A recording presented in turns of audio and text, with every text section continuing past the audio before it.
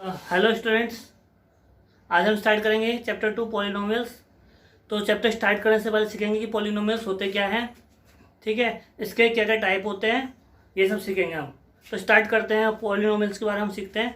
Okay, तो पहले तो हम समझते हैं कि मान लो एक नंबर दिया है और उस नंबर से आपने अगर एक्स दे दिया है, ठीक है, उस नंबर से आपने अगर एक्स लिखा हो या फिर वाई लिखा हो या जेड लिखा हो या ऐसे कोई भी अल्फ़ाबेट अगर आप पर लिखा हो किसी भी नंबर साथ में, तो ऐसे केस में उस वैल्यू को हम क्या बोलेंगे, वेरिएबल्स बोलते हैं, ठीक है। और वेरिएबल को हिंदी में चर बोला जाता है, ठीक है। तो ये जो वाई लिखा है यहाँ पर, ये क्या कहलाएगा, वेरिएबल कहलाएगा। ये भी क्या कहलाएगा, वेरिएबल कहलाएगा। तो जरूरी नहीं कि वो 3x हो, 3y हो, 3z हो, वो 3a 3b 4b 4c, तो वो जो है 4a 4b 4c ऐसा कुछ भी हो सकता है।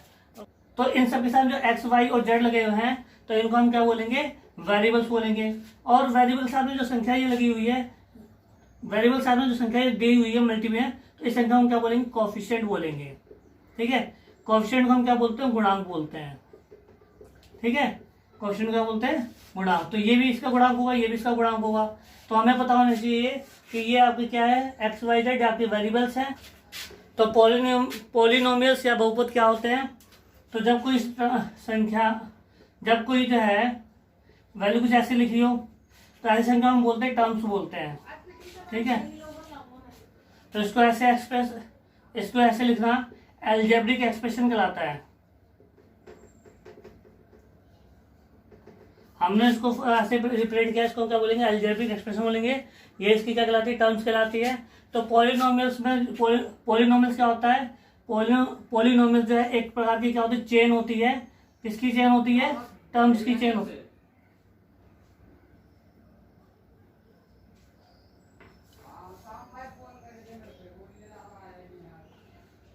ये चेन है, ठीक है। इस चेन पॉलिनोमियल्स क्या होती है, मान लो एक ये चेन दे रखी है, तो चेन किसकी चेन से, ये टर्म्स की चेन है। तो हम कह सकते हैं कि जो पॉलिनोमियल्स होता है वो क्या होता है, चेन ऑफ टर्म्स होता है। Okay, chain of terms, terms की चेन होती है। और वो तो जो है प्लस या माइनस की फॉर्म, प्लस या माइनस से जो है एक दूसरे से क्या होते हैं, जुड़े होते हैं, चेन में बंधे होते हैं, ठीक है। तो ऐसे एक्सप्रेशन को हम क्या बोलते हैं, पॉलिनोमियल्स बोलते हैं। तो यहाँ पे दिया हुआ है 3x² प्लस 3x माइनस 3, तो ये जो है क्या है, ये पॉलिनोमियल है।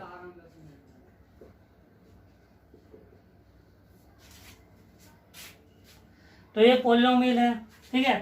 अब ये पॉलिनोमियल कैसे है, क्योंकि मैंने बोला था कि ये चेन ऑफ टर्म्स होती है।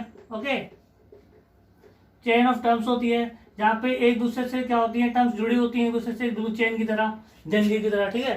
तो यहाँ पर जो संख्या दे रखी है, यहाँ पे ये हमने बोलते हैं ये चीज कहलाती है, टर्म्स कहलाती है। तो यहाँ पे जो संख्या दे रखी है ये कांस्टेंट टर्म कहलाएगी, ठीक। कांस्टेंट टर्म ये क्यों कहलाएगी, कांस्टेंट टर्म को हम हिंदी में क्या बोलते हैं, अचर पद बोलते हैं। तो कांस्टेंट टर्म क्यों कहलाएगी, मान लो ये 3 दिया हुआ है, 3 के साथ में 3 को हम कुछ ऐसे भी लिख सकते हैं, 3 इंटू एक्स की पावर 0। तो एक्स की पावर 0 का मतलब होता है, वैल्यू क्या होती है इसकी, 1 होती है। तो 3 इंटू 1 क्या हो जाएगा, 3 हो जाएगा। तो हम मान सकते हैं कि ये भी एक क्या है, टर्म है। ओके, तो इसलिए इसको हम कांस्टेंट टर्म भी बोलते हैं, या अचर पद कहलाता है। और ये जो है क्या होती है, टर्म्स की चेन होती है, जिसकी वजह से इसको क्या बोलते हैं, पॉलिनोमियल्स बोलते हैं, ठीक है। अब मान लो जो कोई संख्या देखिए 3x दे रखी है, ठीक है। तो ये जो 3x दिया हुआ है, तो ऐसी टर्म्स, ऐसे एक टर्म को हम क्या बोलते हैं, मोनोमियल बोलते हैं। और मोनोमियल को हम हिंदी बोलते हैं एक पद। तो ये एक पद क्यों कहलाता है, क्योंकि यहाँ पे जो मोनो दिया हुआ है, इस मोनो का मतलब ये क्या होता है, सिंगल होता है, एक होता है। ओके, तो जहाँ पे सिंगल टर्म दे रखी हो उसको हम क्या बोलते हैं, मोनोमियल बोलते हैं। तो यहाँ दिया 3x, यहाँ दिया 4x। अब ये टर्म्स क्या कहलाएगी, ठीक है। अब यहाँ पे हमें 3x और 4x दिया हुआ है, लेकिन दोनों के वेरिएबल क्या है, सेम है। तो इसलिए दोनों क्या हो जाएगा, जुड़ जाएगा, ये क्या हो जाएगा, 7x बन जाएगा। इसी वजह से इसको हम क्या बोलेंगे, मोनोमियल बोलेंगे, मतलब कि एक पद बोलेंगे। यहाँ पे क्या है, केवल एक सिंगल टर्म दे रखी है, इसलिए ये एक पद ही कहलाएगा। क्योंकि बच्चों को एक्चुअली क्या होता है, बच्चे कंफ्यूजन क्या करते हैं, इसको गलत कर देते हैं। ऐसे कि अगर यहाँ पे दिया 3x, यहाँ पे 4x दिया हो, तो उनको लगता है दोनों अलग अलग टर्म दे रखी हैं, तो इसको ये क्या लिख के आ जाता है, बाइनोमियल लिख के आता है। तो ये बाइनोमियल नहीं है, ये क्या है आपका मोनोमियल ही है। ओके, अब बात करते हैं बाइनोमियल की। तो जहां पे दो टर्म दी होती है उसको हम क्या बोलते हैं, बाइनोमियल बोलते हैं। ठीक है, ये क्या है, बाइनोमियल है, क्योंकि यहाँ पे ये जो टर्म दी हुई है ये भी एक है, ये भी एक टर्म दे रखी है, तो दो टर्म यहाँ पे दे रखी है, तो उसको हम क्या बोलेंगे, बाइनोमियल बोलेंगे। क्योंकि बाय का मतलब ही क्या होता है, द्वि, और द्वि का मतलब क्या होता है, दो, तो इसको हिंदी में बोलते हैं द्विपद। ठीक है, द्विपद बोलते हैं। तो ये आपको क्या है, बाइनोमियल है। ठीक है, बाइनोमियल है। तो इसके हिसाब से तो जो है, अगर मोनोमियल की हम बात करें, अगर कोई सिंगल नंबर भी दे रखा है अगर, तो वही आपका किसमें आ जाएगा, मोनोमियल में आ जाएगा। लेकिन क्वेश्चन पूछता है कि कांस्टेंट टर्म क्या होती है, तो इसको हम कांस्टेंट टर्म भी बोल सकते हैं। ठीक है, अचर पद भी बोल सकते हैं। अब मान लेते हैं यहाँ पे दिया है 3x + 4x, ठीक है, 5 + 6। अब ये कौन सी टर्म कहलाएगी, तो ऐसे केस में हमें क्या करना है, पहले तो हमें दिख रहा है कि यहाँ पे दोनों टर्म्स क्या सेम है, तो इसको हम क्या करेंगे, ऐड करेंगे। ठीक है, इन दो नंबर को भी हम क्या कर देंगे, ऐड कर देंगे। तो जब इनको ऐड करेंगे तो हमारे पास जो टर्म्स आएंगी वो कितने आएंगी, 2 आ जाएंगी। 7x में क्या आ जाएगा, 11 आएगा। इसी वजह से ये क्या कहलाएंगे, आपकी द्विपद कहलाएंगे, या फिर क्या कहलाएगा, बाइनोमियल कहलाएगा। ठीक है, क्यों, अब बच्चों को क्या होता है, ऐसी प्रॉब्लम्स आती है, कई क्वेश्चन दे दिया था 3x + 4x + 5, तो ऐसे कंफ्यूजन वो समझ नहीं पाते कि वो बाइनोमियल या ट्रिनोमियल है। तो बाकायदा पूरा एक्सप्लेनेशन करके दिखा रहा हूँ कि कहाँ कहाँ पे बच्चे गलतियाँ करते हैं। ओके, तो ये कुछ ऐसे भी हो सकता है, 3x + 4x + 6।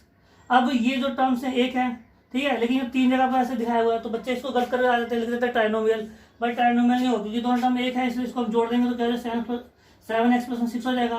तो ये आपका क्या बन जाएगा, बाइनोमियल बन जाएगा। मान लीजिए 3x² + 4x + 6, तो ये कौन सी टर्म कहलाएगी, ये वाली टर्म कहलाएगी, इसको बोल रहे हैं ट्राइनोमियल। ठीक है, तो ट्री का मतलब क्या होता है, 3, और नोमियल लग गया, तो ये आपका बन जाएगा त्रिपद। जहाँ पे जो है 3 पद दिए हों उस पद को हम क्या बोलते हैं, ट्राइनोमियल बोलते हैं। तो यहाँ पे जो है पावर 2 दे रखी है और यहाँ पे पावर 1 ही दी हुई है, तो इस दोनों टर्म को क्या समझा जाएगा, अलग अलग समझा जाएगा। तो इसलिए इस वजह से हम क्या मानेंगे, इसको ट्राइनोमियल मानेंगे, क्योंकि यहाँ पे एक टर्म ये होगी, एक ये और एक ये टर्म होगी, तो आपको क्या ट्राइनोमियल कहलाएगा। लेकिन जब 3 से भी ज्यादा टर्म्स दे रखी हो तो ऐसी टर्म्स को हम क्या बोलते हैं, तो ऐसी टर्म्स को हम पॉलिनोमियल बोलते हैं, बहुपद बोलते हैं। ठीक है, वो उनके नाम को अकॉर्डिंग चेंज हो सकते हैं। ठीक है, तो अगर कहीं पर एक टर्म अगर आती है तो ऐसे केस में उसको क्या बोलते हैं, मोनोमियल बोलते हैं, एक पद हिंदी में बोला जाता है इसको। अगर यहाँ पे 2 टर्म्स आती हैं उसको हम क्या बोलते हैं, बाइनोमियल बोलते हैं, या फिर द्विपद बोलते हैं इसको। ठीक है, और जहाँ पे 3 टर्म्स आती हैं उसको हम क्या बोलते हैं, ट्राइनोमियल, या फिर क्या बोलेंगे यहाँ पर, त्रिपद हिंदी में। लेकिन 3 से जब ज्यादा टर्म आएंगी तब क्या होगा, मान लो 4 टर्म्स आएंगी, 4 टर्म्स आ गई, या उससे ज्यादा टर्म्स अगर आ जाएंगी तो क्या होगा, तो उस केस में उसको हम क्या बोलेंगे, पॉलिनोमियल्स बोलेंगे। ठीक है, वैसे पॉलिनोमियल्स तो ये सारे कराएंगे, इसे सारे पॉलिनोमियल्स के टाइप हैं, मोनोमियल, बाइनोमियल, ट्रिनोमियल। ओके, तो ये जो है टर्म्स के आधार पर क्या किया गया है, इसको डिवाइड किया गया है कि इसके जो है 3 से ज्यादा टाइप्स हो सकते हैं। ओके, डिग्रीज के बारे में, डिग्री,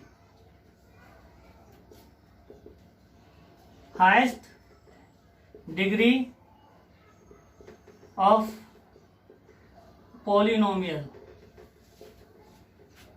ठीक है, मतलब कि हाईएस्ट का मतलब क्या है, सबसे ज्यादा इसकी डिग्री है, और डिग्री का मतलब यहाँ पे क्या है, डिग्री का मतलब यहाँ पर पावर से है, घात से है। ठीक है, तो कैसे लिखेंगे, मान लेते हमें एक टर्म दे रखी है 3x + 6 दे रखी है, तो यहाँ पे डिग्री क्या होगी इसकी, तो यहाँ पे इसकी डिग्री होगी, डिग्री को हम घात बोलते हैं, यहाँ पे डिग्री क्या होगी यहाँ पर, तो यहाँ जो x दिया हुआ है, x के ऊपर कोई पावर नहीं दी है, तो यहाँ पे x की पावर को क्या मानेंगे, 1 मानेंगे। ठीक है, तो यहाँ पे डिग्री क्या हो जाएगी, 1 हो जाएगी। और यहाँ पे 3x² + 3x प्लस में क्या दिया, 6 दिया हुआ है। अब यहाँ पे इसकी हाईएस्ट डिग्री क्या होगी, तो यहाँ पे इसकी हाईएस्ट डिग्री होगी 2, क्योंकि 2 से ऊपर कोई डिग्री नहीं है, उसके नीचे है, यहाँ 2 है, यहाँ पे 1 है, यहाँ पे क्या 0 है। ठीक है, क्योंकि जो भी वेरिएबल वैल्यू होती है वो क्या होती है, घटते टर्म में होती है, पहले 2 होती है, फिर 1 होती है, उसके बाद वैल्यू क्या होती है, 0 होती है, 0 होने के बाद वैल्यू 1 होती है, तभी जाके वो वैल्यू आपकी क्या आएगी, कुछ इस तरह से आएगी। ओके, तो यहाँ पे इसकी हाईएस्ट डिग्री क्या है, यहाँ पर 2 है। मान लेते कोई अदर टर्म ने रखी है 3x³ 3x², 4x + 6। अब क्वेश्चन पूछा जाएगा कि इसकी हाईएस्ट डिग्री क्या होगी, तो इसमें इसकी हाईएस्ट डिग्री क्या होगी, 3 होगी। ओके, मान लो कि हमें कोई संख्या दे रखी 3x - 4x² और यहाँ दिया प्लस का 6। ठीक है, अब कई बच्चों को प्रॉब्लम ये होती है, उनको लगता है कि ना कि कोई इक्वेशन अगर ऐसे दी हुई है तो ऐसे केस में सबसे आगे वाली जो टर्म दी हुई है उस पर जो पावर लगी है वो इसकी हाईएस्ट डिग्री लाती है, लेकिन एक्चुअली वो गलत होता है। ठीक है, क्योंकि हाईएस्ट डिग्री का मतलब होता है कि जिस संख्या के ऊपर, जिस टर्म के ऊपर जो है सबसे ज़्यादा पावर दे रखी हो उसी को हम हाईएस्ट डिग्री लेंगे। ठीक है, तो अगर हमें जो है इस इक्वेशन को प्रॉपरली इसको रीअरेंज करना हो तो रीअरेंज करने के लिए हम इसको क्या करेंगे, क्योंकि जब जो है डिवीजन वाला केस आता है, डिवाइड करने वाला केस, तो उस केस में बच्चों को प्रॉब्लम होती है ऐसी इक्वेशन को डिवाइड करने में। तो हम इसको क्या रीअरेंज करेंगे। रीअरेंज करने के लिए हम क्या करते हैं, सबसे पहले जो हाईएस्ट डिग्री होती है उसको पहले लिखते हैं, और हाईएस्ट के बाद जो है क्या आती है, आपकी लोएस्ट डिग्री आती है। ठीक है, उसको लिखा जाता है। तो हाईएस्ट मतलब सबसे बड़ी डिग्री, सबसे बड़ी पावर, और लोएस्ट का उससे कम पावर। तो हाईएस्ट मतलब जो है सबसे ज़्यादा जिसकी पावर दे रखी, सबसे ज़्यादा जिसकी डिग्री दे रखी वो आएगी यहाँ पर, लोएस्ट मतलब उससे कम आएगी, और फिर उससे ज़्यादा लोएस्ट का उससे कम आएगी। अब मान लो इसको मुझे रीअरेंज करना, तो मैं कैसे करूँगा, तो हाईएस्ट डिग्री की बात की जाए और हमें इक्वेशन को रीअरेंज करना है तो मैं पूरी टर्म उठाऊंगा और इसको उठा के करूँगा आगे रख दूंगा। ठीक है, इसके बाद 2 के बाद पावर क्या आएगी, 1 आएगी। तो इसके आगे कौन सा साइन है, जब कोई साइन नहीं दिया होता तो उसको हम क्या मानते हैं, प्लस का साइन मानते हैं। तो यहाँ पे क्या आएगा, प्लस का 3x आ जाएगा, प्लस का 3x, लास्ट में क्या बचा, +6। ठीक है, तो हमारे पास ये क्या आ गई, एक इक्वेशन आ गई है। ठीक है, जहाँ पे इसकी हाईएस्ट डिग्री क्या है, यहाँ पर 2 है। तो कोई भी क्वेश्चन जब हम लिखेंगे तो उसको हम हमेशा ऐसे लिखेंगे जहाँ पे उसकी हाईएस्ट डिग्री हो, फिर उससे लोएस्ट डिग्री, फिर उससे लोएस्ट डिग्री, फिर उससे लोएस्ट डिग्री। इस तरीके से हम क्या करते हैं, किसी भी क्वेश्चन को लिखते हैं। अब डिग्री के हिसाब से हम क्या करेंगे, पॉलिनोमियल्स को बांटेंगे। तो जब किसी के ऊपर पावर जो है 1 दी हो, ठीक है, यहाँ पे पावर जो है 1 एज्यूम करके चली आती है, जब किसी के ऊपर पावर 1 दी हो, मतलब 1 डिग्री दी हो, तो ऐसी इक्वेशन को, ऐसे पॉलिनोमियल को हम क्या बोलते हैं, लीनियर पॉलिनोमियल बोलते हैं, लीनियर पॉलिनोमियल। ठीक है, कई यहाँ पे इक्वेशन बोला गया है, तो ये लीनियर पॉलिनोमियल कहलाएगा। ठीक है, 3x², 3x + 3। अब यहाँ पे हाईएस्ट डिग्री क्या दे रखी है, यहाँ पर 2 दे रखी है, तो इसको हम बोलेंगे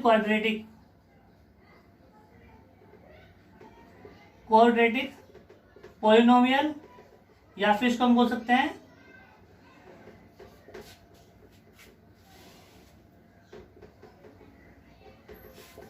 इक्वेशन ही बोल सकते, क्वाड्रेटिक इक्वेशन ही बोल सकते हैं। ठीक है, और एक जगह देखते 3x की पावर 3, 4x की स्क्वायर, यहाँ पे 3x की पावर 2, 1 + 1 6। तो ऐसी इक्वेशन को हम क्या बोल सकते हैं, क्यूबिक पॉलिनोमियल।